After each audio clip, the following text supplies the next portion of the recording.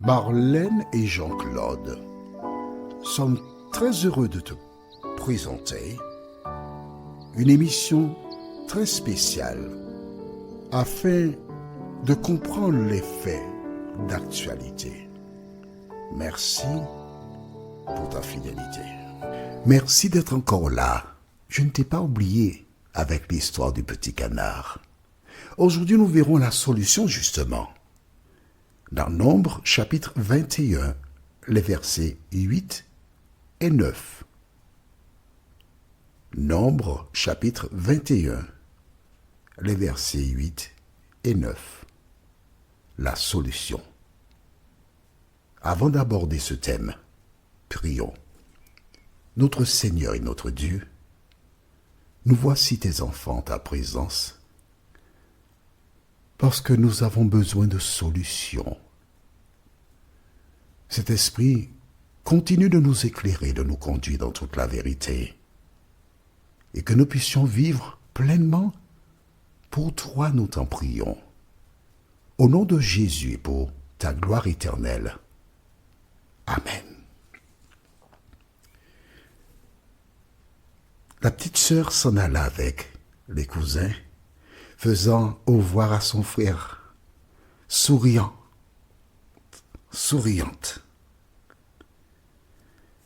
Et le frère, il tournait sur lui-même. Et il décida d'aller voir grand-mère. Il monta, frappa à la porte, et grand-mère lui dit « Entre !» Baissant la tête, il dit à grand-mère « Grand-mère, je jouais dans le jardin, et puis j'ai vu des canards, et j'ai vu un canard, et le canard est mort. » Grand-mère a dit « Le canard est mort? Mais qu'est-ce qui s'est passé? » J'ai regardé le canard, et puis le canard est mort. Tu as regardé, puis il est mort? Mais non, c'est pas possible. Mais je regarde mes canards, viens voir. Et il vient.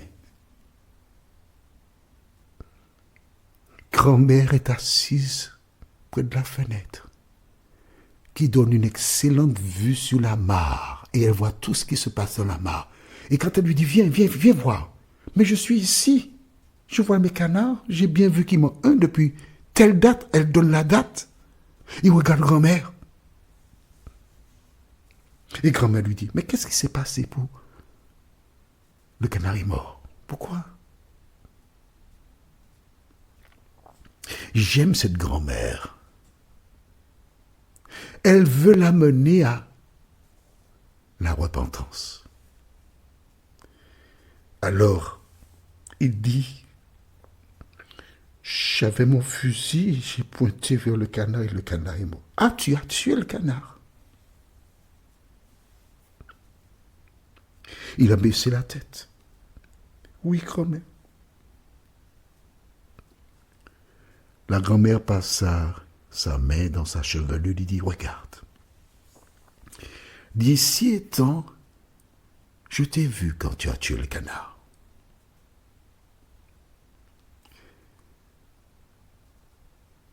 J'ai vu que tu l'as enterré près de l'arbre là. Et elle lui dit exactement là où il a enterré le canard. Mais j'ai aussi vu comment ta petite sœur te faisait chanter. Mais il fallait que tu apprennes. Il fallait que tu reconnaisses. Aussi longtemps que tu restais dans le déni, dans le mensonge, ta petite sœur aurait profité sur toi. Aujourd'hui, tu es venu me voir, je te pardonne, mais ne recommence pas. Merci, grand-mère. Au retour, la petite sœur raconte, le parc était génial. Il y avait les montagnes russes. J'ai fait ceci, j'ai fait cela, j'ai gagné ceci. Elle était, oh maman, il n'y a pas assez de paroles. Après le dîner, la petite sœur dit à son frère, tu sais, après la journée là, c'est moi qui dois faire la vaisselle, mais je suis fatigué, alors tu vas faire la vaisselle à ma place. Et le garçon dira à sa sœur, je ne ferai pas la vaisselle. Ah bon? Tu ne feras pas la vaisselle? Tu as intérêt à la faire, parce que je vais dire à grand-mère.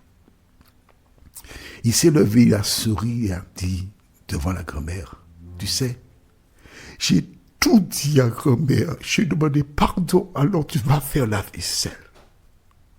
Il a été libéré. Pourquoi? Parce qu'il a confessé. Il s'est repenti. Et la petite sœur a fait la vaisselle. Et la grand-mère, pendant qu'elle faisait la vaisselle, lui a dit, écoute, tu sais, je n'ai pas apprécié ton comportement parce que tu as fait chanter ton grand frère. Ce n'est pas bien. Pour ce que tu as fait, alors, tu auras 2 semaines de vaisselle parce qu'il faut que tu payes ton forfait. Les enfants d'Israël reconnurent. Ils dirent à Moïse, nous avons péché. Prie l'Éternel. Intercède. Là, ils savent qu'il faut intercéder auprès de l'Éternel pour obtenir le pardon. Qui que tu sois, quel que soit ce que tu aies pu faire, Dieu t'invite aujourd'hui à reconnaître, à demander pardon. Et il te donnera la solution. La référence du jour se trouve dans Nombre 21, versets 8 et 9. Nombre 21, versets 8 et 9 déclare: Moïse pria pour le peuple. L'Éternel dit à Moïse, fais-toi un serpent brûlant. Dans certaines versions d'Airain, mais Airain c'est A-I-R, d'accord? Un serpent brûlant.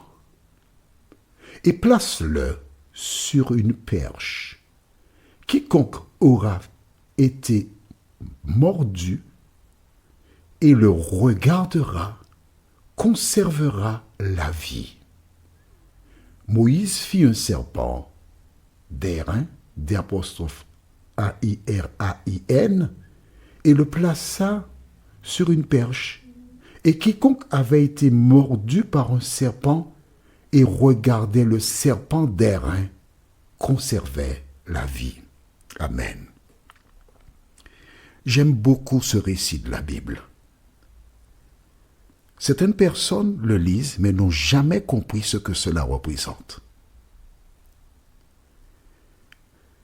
Tu te rappelles dans le jardin d'Éden, l'ennemi, le diable, s'était servi du serpent pour séduire Ève. Et Dieu a... D'accord, j'ai compris. On va au livre de Genèse chapitre 3. J'ai compris. D'accord. Il y a de nouvelles personnes et je rappelle que cette série est préparée spécialement pour des personnes qui n'ont jamais lu la Bible et qui veulent connaître, comprendre la Bible.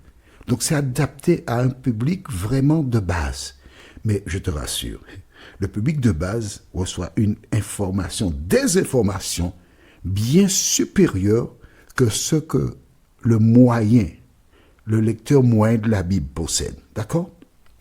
Dans Genèse chapitre 3, nous lisons à partir du verset 1. Le serpent était le plus rusé de tous les animaux des champs que l'Éternel Dieu avait fait. Et il dit à la femme, Dieu a-t-il réellement dit, vous ne mangerez pas de tous les arbres du jardin? Tu as vu le mensonge? La femme répondit au serpent, nous mangeons du fruit des arbres du jardin, mais quant au fruit de l'arbre de la connaissance du bien et du mal, Dieu a dit, vous n'en mangerez point, et vous n'y toucherez point, de peur que vous ne mouriez. Alors le serpent dit à la femme, vous ne mourrez point. Mais Dieu sait que le jour où vous en mangerez, vos yeux s'ouvriront et que vous serez comme des dieux connaissant le bien et le mal. Le diable a menti, incitant Ève à manger le fruit. Que s'est-il passé? Lorsque Dieu est venu en fin de journée, il parcourait le jardin, il a appelé Adam. Ils ont été se cacher parce qu'ils étaient nus. Et entre-temps, ils avaient fait des vêtements de figuier. D'accord? Mais Dieu les a appelés et Adam a répondu à Dieu, me voici, je me suis caché parce que je suis nu. Et Dieu échangea avec eux. Puis Dieu dit au serpent, nous lisons verset 14, toujours de Genèse 3. L'Éternel Dieu dit au serpent, puisque tu as fait cela, tu seras maudit entre tout le bétail et entre tous les animaux des champs. Tu marcheras sur ton ventre et tu mangeras de la poussière tous les jours de ta vie. On s'arrête ici. Au départ, Dieu avait béni les animaux. D'accord? À la création. Mais lorsque le serpent a été utilisé pour séduire Ève, Dieu a maudit le serpent. Mais Dieu qui a béni le serpent devait en quelque part infliger à ce dernier sa punition. Et dans ce texte de Nombre 21, nous retournons dans Nombre 21, Dieu a rétabli le serpent. L'animal qui a donné la mort en Éden, Dieu va l'utiliser comme symbole pour donner la vie. Et c'est pourquoi il dit, tu vas mettre un serpent sur une perche. Le serpent ne donne pas la vie. D'accord? Le serpent ne donne pas la vie. C'est le regard vers le serpent dans ce contexte-là qui donnait la vie. La foi croit qu'en tournant les yeux vers le serpent, que la personne serait guérie. Aujourd'hui, quand tu regardes un véhicule et tu vois un serpent autour d'une perche, tu sais que c'est le véhicule d'un médecin qui fait quoi? Qui guérit, qui apporte la vie. Mais, je me répète, et je t'expliquerai ça dans la prochaine étude, le serpent sur la perche, c'était un symbole du sauveur qui viendrait plus tard pour sauver la race humaine. D'accord? Notre thème pour notre prochaine étude se trouve dans le livre de Jean chapitre 3, versets 14 à 21. Jean 3, versets 14 à 21. Le thème, symbole des serpents. Symbole des serpents. Jean 3, versets 14 à 21. Prions. Notre Seigneur et notre Dieu, merci pour le bonheur de te connaître. Merci pour ton amour. Merci pour Jésus. Merci pour la vie éternelle. Merci parce que nous voyons que le peuple a mûri. Il a compris que face aux difficultés, il faut se tourner vers l'Éternel des armées, par la prière pour obtenir le pardon. Seigneur, aide-nous à faire de même.